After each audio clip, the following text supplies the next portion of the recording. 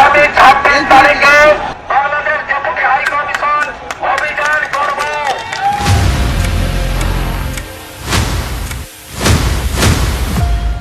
দক্ষিণ এশিয়ার ভূ রাজনীতিতে এক বিশাল ভূমিকম্প। যে ভারতকে মনে করা হতো বাংলাদেশের অকৃত্রিম বন্ধু, সেই সম্পর্কের সমীকরণ কি এখন বদলে যাচ্ছে? দিল্লির দাদাগিরিকে বৃদ্ধাঙ্গুলি দেখিয়ে বাংলাদেশ কি তবে মস্কোর দিকে পা বাড়াচ্ছে? ভ্লাদিমির পুতিন এর এক বিশেষ চালে কুপকাত ভারত? কেন বাংলাদেশের এই নতুন বন্ধুত্বের খবর শুনে ঘুম হারাম হয়ে গেছে নরেন্দ্র মোদী সরকারের? তবে কি ভারত ও আমেরিকার চোখ রাঙ্গানি উপেক্ষা করেই নতুন কোনো মাস্টার স্ট্রোক দিচ্ছে ঢাকা? আজ আমরা উন্মোচন করব সেই চাঞ্চল্যকর তথ্য যা বদলে দিতে পারে পুরো দক্ষিণ এশিয়ার মানচিত্রই।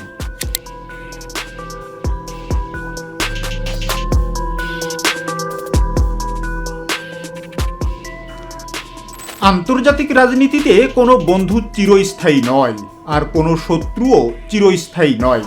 স্থায়ী কেবল স্বার্থ। আর এই স্বার্থের রাজনীতিতে বাংলাদেশ এখন এক নতুন উচ্চতায়।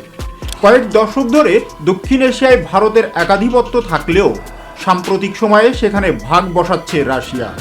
রাশিয়ার সাথে বাংলাদেশের সম্পর্ক এখন আর শুধু বাণিজ্যিক নয়, তা পৌঁছেছে কৌশলগত উচ্চতায়।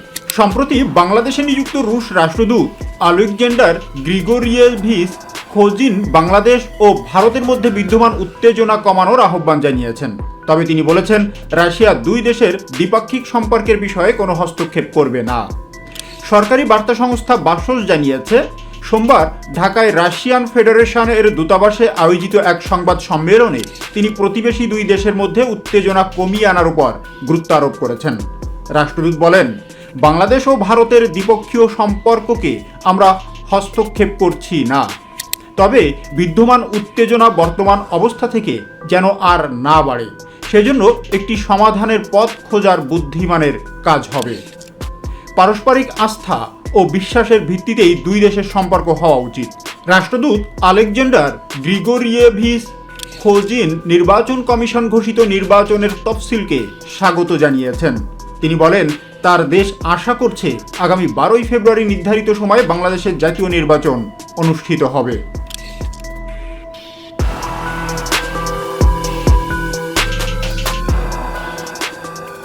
বাসসের রিপোর্ট অনুযায়ী রাষ্ট্রদূত আরও আশা প্রকাশ করেন যে 12ই ফেব্রুয়ারির জাতীয় নির্বাচনের আগে দেশে একটি অনুকূল ও শান্তিপূর্ণ পরিবেশ বজায় থাকবে। নির্বাচন পর্যবেক্ষক পাঠানোর বিষয়ে এক প্রশ্নের জবাবে রাষ্ট্রদূত খোজিন বলেন, রাশিয়া এ বিষয়ে নির্বাচন কমিশনের সঙ্গে যোগাযোগ রাখছে। বাংলাদেশে নির্বাচন পর্যবেক্ষক পাঠানোর জন্য তারা এখন আনুষ্ঠানিক আমন্ত্রণের অপেক্ষায় রয়েছেন।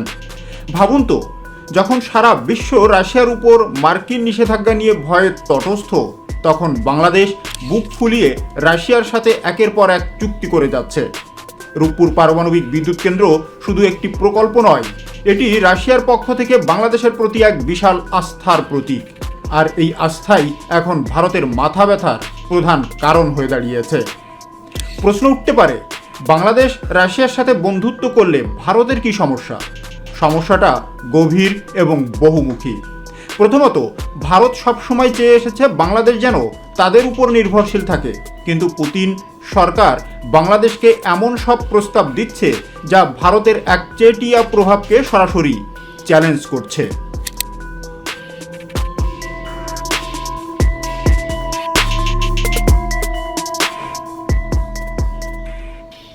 বঙ্গোপসাগরে রাশিয়ার উপস্থিতি। মস্কো যদি বাংলাদেশের বন্দরে বিশেষ সুবিধা পায়, তবে তা ভারতের নিরাপত্তার জন্য বড় ঝুঁকি হয়ে দাঁড়াতে পারে। ভারত মনে করে রাশিয়ার মাধ্যমে পরোক্ষভাবে চীনও এখানে আধিপত্য বিস্তার করবে। আর এ ভেবেই রাইসিনা হিলসের নীতি নির্ধারকদের রাতের ঘুম হারাম হয়ে গেছে। তারা দেখছে তাদের হাতের বাইরে চলে যাচ্ছে পরম মিত্র বাংলাদেশ। দীর্ঘকাল ধরে বাংলাদেশের অভ্যন্তরীণ রাজনীতি ও অর্থনীতিতে ভারতের প্রভাব ছিল চোখে পড়ার মতো, কিন্তু সাধারণ মানুষের মধ্যে জমে থাকা ক্ষোভ এবং দিল্লির নানা অযাচিত হস্তক্ষেপের বিরুদ্ধে বাংলাদেশ এখন এক শক্ত অবস্থানে। আন্তর্জাতিক বিশ্লেষকরা বলছেন, বাংলাদেশ এখন রাশিয়ার কার্ড ব্যবহার করে ভারতকে বার্তা দিচ্ছে যে আমাদের বিকল্প বন্ধু আছে। পুতিনের সাথে বিশেষ জোট গড়ার খবরটি যখন চাউর হলো, তখন দিল্লি বুঝতে পেরেছে যে শুধু চাপ দিয়ে ঢাকাকে নিয়ন্ত্রণে রাখা আর সম্ভব নয়। বাংলাদেশ এখন স্বাধীনভাবে তার ভূ রাজনৈতিক সঙ্গী বেছে নিচ্ছে, যা ভারতের জন্য এক বিশাল কূটনৈতিক পরাজয়।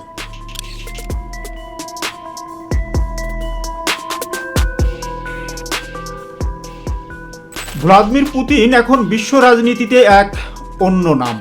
ইউক্রেন যুদ্ধের পর পশ্চিমা বিশ্ব যখন রাশিয়াকে একঘরে করতে চাইল, পুতিন তখন নজর দিলেন এশিয়ার দিকে। বিশেষ করে বাংলাদেশের মতো একটি ক্রমবর্ধমান শক্তির সাথে হাত মেলানো রাশিয়ার জন্য কৌশলগত জয়। রাশিয়া বাংলাদেশকে শুধু জ্বালানি নিরাপত্তা দিচ্ছে না, বরং আধুনিক সমরাস্ত্র এবং প্রযুক্তিগত সহায়তাও আশ্বাস দিচ্ছে। মস্কো জানে, যদি তারা বাংলাদেশের হৃদয়ে জায়গা করে নিতে পারে, তবে দক্ষিণ এশিয়ায় আমেরিকার বন্ধু ভারতকে কোণঠাসা করা সহজ হবে। আর ঠিক এই জায়গাতেই পুতিনের চালটি অসাধারণ। বাংলাদেশও এই সুযোগ কাজে লাগিয়ে নিজের দর কষাকষির ক্ষমতা বাড়িয়ে নিচ্ছে। এখানে আরও একটি গুরুত্বপূর্ণ দিক হলো আমেরিকা। ওয়াশিংটন বারবার ঢাকাকে চাপ দিচ্ছে রাশিয়ার সাথে সম্পর্ক ছিন্ন করতে, কিন্তু বাংলাদেশ সরকার অত্যন্ত সাহসিকতার সাথে সেই চাপ উপেক্ষা করছে। ভারত ভেবেছিল আমেরিকার ভয়ে বাংলাদেশ রাশিয়ার দিক থেকে সরে আসবে এবং ভারতের উপর আরও বেশি নির্ভরশীল হবে, কিন্তু ফল হয়েছে উল্টো। বাংলাদেশ রাশিয়ার সাথে টাকা রুবল বাণিজ্যের পথে হাঁটছে, যা ডলারের আধিপত্যকেও চ্যালেঞ্জ জানাচ্ছে। ভারতের জন্য এটি আরও ভয়ের বিষয়, কারণ তাদের প্রতিবেশী দেশ যদি রাশিয়ার ব্লকে ঢুকে পড়ে, তবে ভারতের অ্যাক্ট ইস্ট পলিসি মুখ থুবড়ে পড়বে।